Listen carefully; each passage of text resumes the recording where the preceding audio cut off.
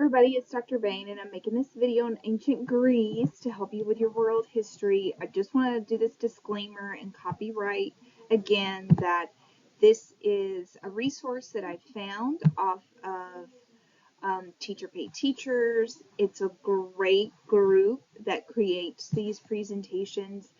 So if you're interested in this, please be sure to buy the rights on there. I think it's like maybe $4 or $5. So something that you can use later or just have for your own personal use. But please make sure that you are doing correctly for your copyright issues. Okay, so today's lesson is going to be on ancient Greece and what made them so wonderful and why do we still talk about them today.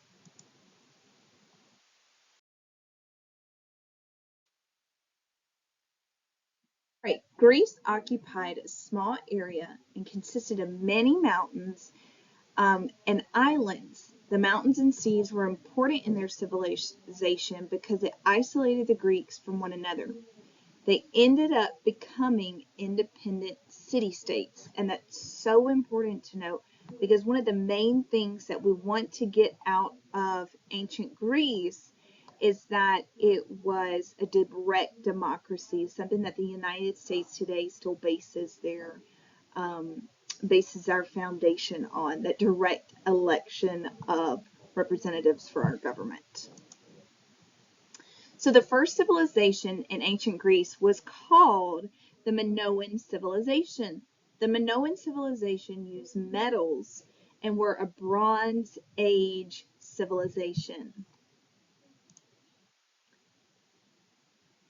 The Mycenaean period came after the collapse of the Minoans. The Mycenaeans were warrior people who conquered various islands. And I'm going to try and do these names justice, but have a little grace with me as well. So ancient Greece, something else about them that was so amazing is that they were surrounded, or they were located on the coast of 3 bodies of water. Okay. Being close to water meant trade, irrigation, having a navy, all these things that make a civilized civilization. So we're seeing the ancient Egyptians had that, and throughout history, when you are trying to preserve your civilization, you want to make sure that you have money, right, through trade routes, as well as irrigation and all those fundamentals. So you need to be able to eat, you need to be able to protect yourself, and you need to have some transportation.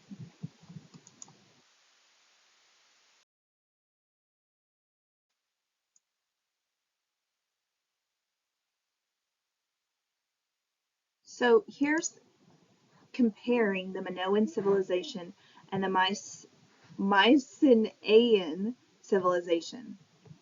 So remember, when we're looking at the timeline, BC would be in the negatives. 0 would be, they say, I think the birth of Christ was around 4 CE, or you may hear of it AD, but so anything before 0 would be BC. So the Minoan civilization flourished between 2700 and 1450 BC. They were located on a large island of Crete. They suffered a sudden and catastrophic collapse around 1400 BC. We're not really sure what happened, but some historians speculate that it was a large tidal wave caused by a volcanic eruption from a nearby island. Most historians also think that invasion was also a cause of their collapse of their civilization. The Mycenae was a site in the Mycenaean Greek civilization that flourished around 1600 to 1100 BC. The civilization was made up of powerful monarchies. The powerful monarchies were built on hills and surrounded by large walls made of stone. So if you think about castles and forts and how they were, even into present day, right? How we fortify our countries, our if you have something precious to you, you have security, right?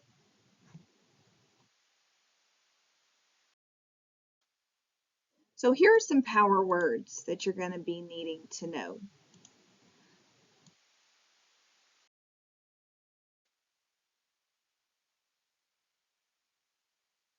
So what's a democracy? A system of government where the power is vested in the people. And like I said before, the Greeks were so important for us today because they were a direct democracy. So those fundamental beliefs that people should have the power to elect officials date to the Greeks.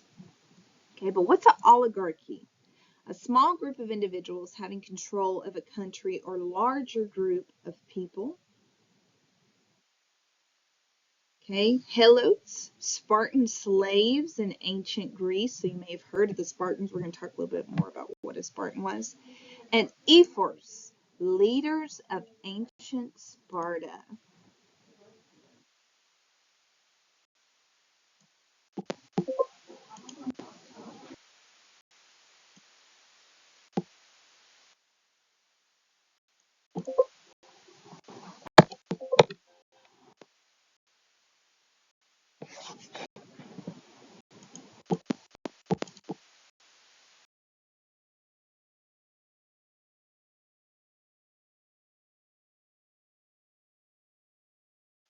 So here are some more important words. Um, the we've been talking about them, but the Mycenaean. Okay, what is that? Flourished in the late Bronze Age, a civilization that arose after the Minoan civilization. And you may have heard of this, but in case you haven't, here's a little refresher. The Iliad, an epic poem written by Homer, set during the Trojan War. The Odyssey, an epic poem written by Homer as well. It was the sequel to the Iliad. And immortal, the ability to live forever. The Greek gods were described as immortal in Greek mythology and Greek writing.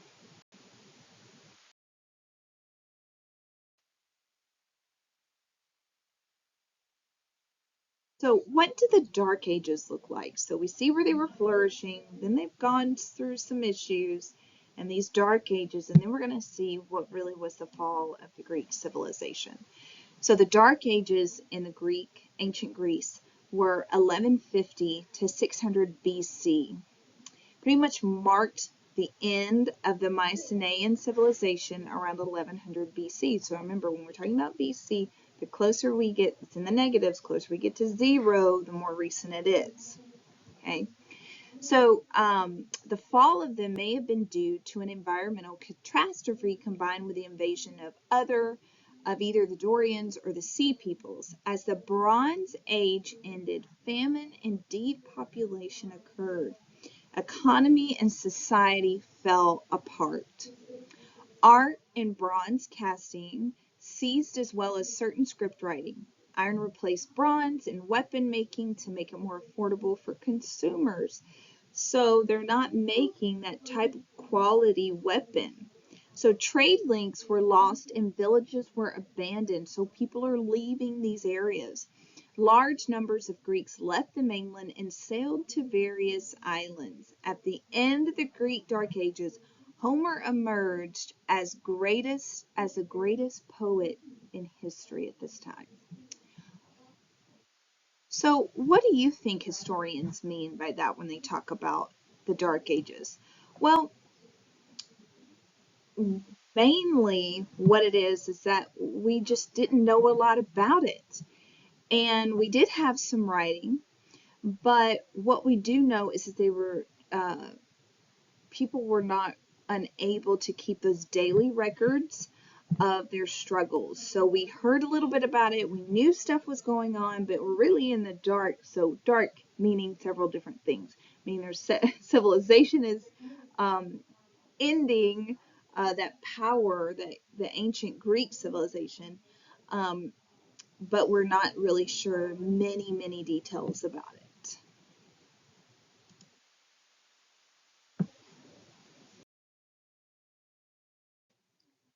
So I'm going to just kind of click through Homer.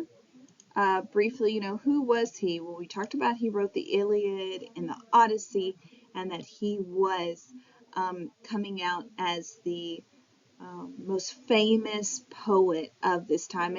And pretty much you can talk with most people, especially in the United States, and say, hey, have you heard of the Iliad and Odyssey? Many times it's embedded in high school literature, and that dates back to ancient Greece. So obviously he's pretty famous.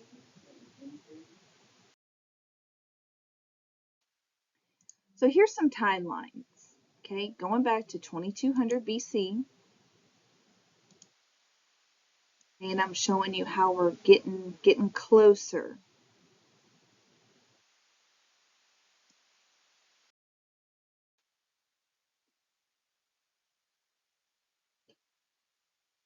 I'm going to skip straight over here to the Spartans in Athens. I think many times it's very important, and I think it's interesting for students to take a look at this um, and maybe jog your memory or find it interesting to link towards ancient Greece just to come away with a few things. It's not expected that you know everything about this, just some general information.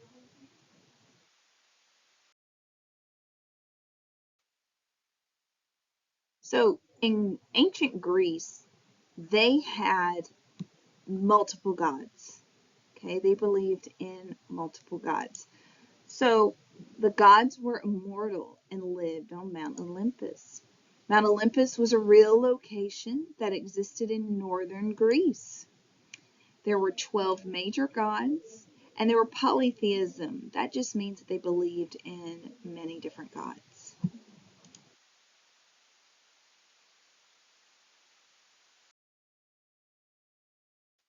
So what were some of these? Hermes, you may have heard of him. He's the messenger of the god. Poseidon, god of the seas. Zeus, king of the gods. Hera, wife of the gods. And there's so many stories about them out there. It's pretty amazing. Ares, god of war. Demeter, goddess of agriculture. Athena, goddess of wisdom. Aphrodite, goddess of love. And then there may be some that you don't really hear of. Okay, well, Apollo is the god of the sun. Hestia is the goddess of the home. Artemis, god of the hunters.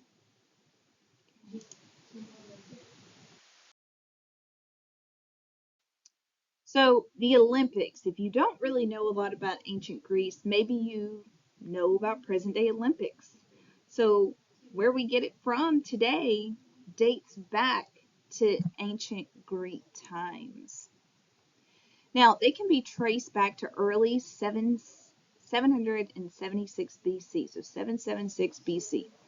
The ancient Olympians were an athletic event, but also was a religious event. They were dedicated to the Olympian gods and were held in Olympia to honor Zeus. The Olympics were a series of athletic competition among city-states. So today we compete against different countries, okay? But in Greece, they competed against within their own city-states. Instead of medals, ancient time athletes were awarded wreaths of olive branches to wear on their heads. And they were held every 4 years, like us, and were also known as an Olympiad. Okay. Sports included boxing, equestrian, that's with horses, events such as chariot racing and riding, discus, javelin, jumping, running, and wrestling. So many things that we do today.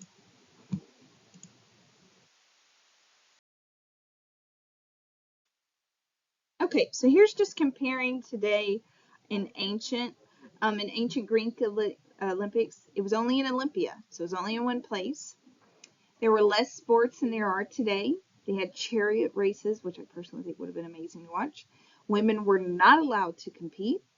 They were awarded an olive branch and they honored Zeus. So today, many more sports games such as gymnastics, triathlon, volleyball, cycling, winter sports, etc.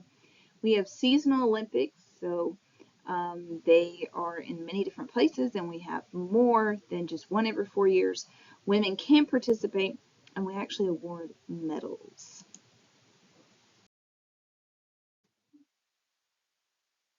So Greek tragedies, what does that look like? So they had theater. So Greek tragedy, I don't know if you've ever heard someone say, man, my life's like a Greek tragedy, are performances featuring tragic events and having an unhappy ending. So they had a lot of theater, so they weren't just saying positive, happy, endings. They also did tragedies. And then they also had comedies are designed to make an audience laugh. So things that we have today in our movies and in novels and things like that, poetry.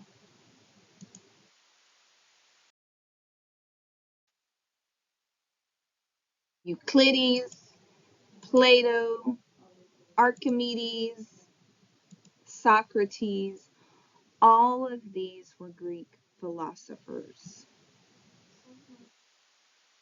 So what is a philosopher? Someone who is engaged in philosophy, the study of knowledge, reality, and existence. Plato was one of the many students of Socrates. He focused on reality and what it means to be real versus imaginary. Philosophy comes from the Greek word philosophia, that literally means a love of wisdom. Sophists were groups of traveling teachers, philosophers today, who taught young men in Greece. It's important to hear it say young men in Greece.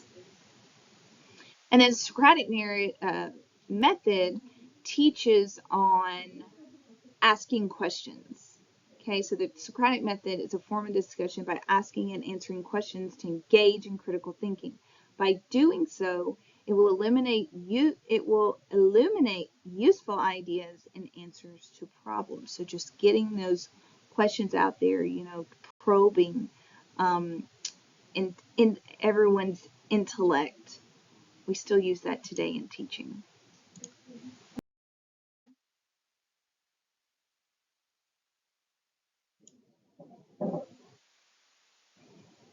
Okay, so city-states were known as polis in Greek. They were centers where people could meet for political, religious, and social activities. In Greece, there were multiple polis in various locations. They distrusted one another within, which created a disconnect among Greeks. A polis was usually centered on a small town, and the countryside would surround it. Polis also means a close-knit society and body of citizens. So if you think about a city today, or a county, or a community. So Greece had independent city-states.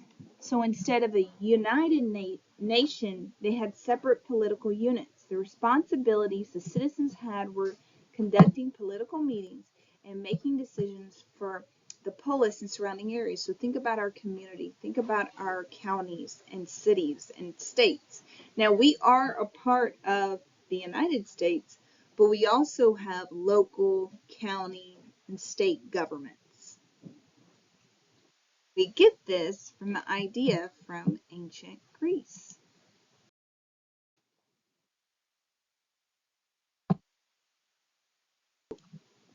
Probably one of the most famous cities in Greece was Athens, Greece. They were the most advanced in their democratic government with elected officials and assemblies, so they're coming together.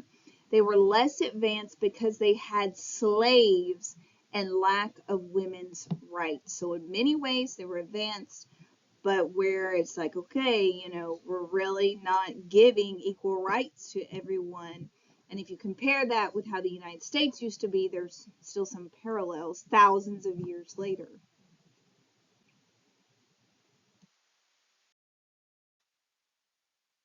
Okay, so the Spartans, you may have heard of Spartans. They were physically fit and the epitome of highly of fitness in Spartan society. So maybe you think of like elite ops or Navy SEALs or something like that. Think of that as a Spartan. Okay. So Spartan women were educated alongside the men. They knew how to read and write. They had more civil rights, such as being able to own property, women were. Spartans also had slaves, and they were known as helots. They were treated very poorly, often beaten and murdered. So in Sparta, they had slaves, but they gave women more rights. They believed in education, but also physical fitness was at the top of it. Okay? So they were often more forward thinking with their equality of women's rights. Women were educated and had the right to own property, again, what we were saying. And then why they were less civilized was because they owned slaves, and in addition to that, they treated them very poorly.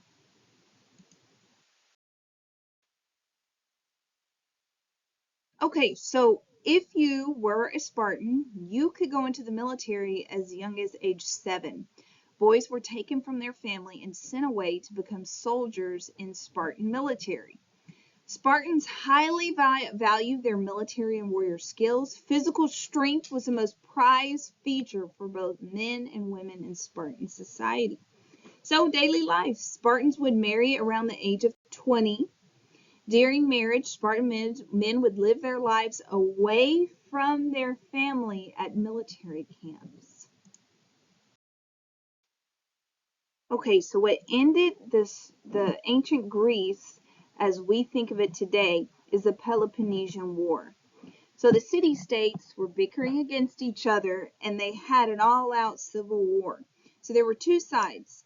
The Athenians and those that sided with them were the Delian League, and then those that aligned with the Spartans were the Peloponnesian League. Make a long story short, both sides suffered major losses, but Athens surrendered to Sparta. But because it had lasted so long, because there was so much loss, because there was so much political turmoil, they never could get back on track. So we have this amazing ancient society, and they break up within. That's very similar to what we're going to learn when we talk about ancient Rome. Rome fell within. They couldn't keep up with everything.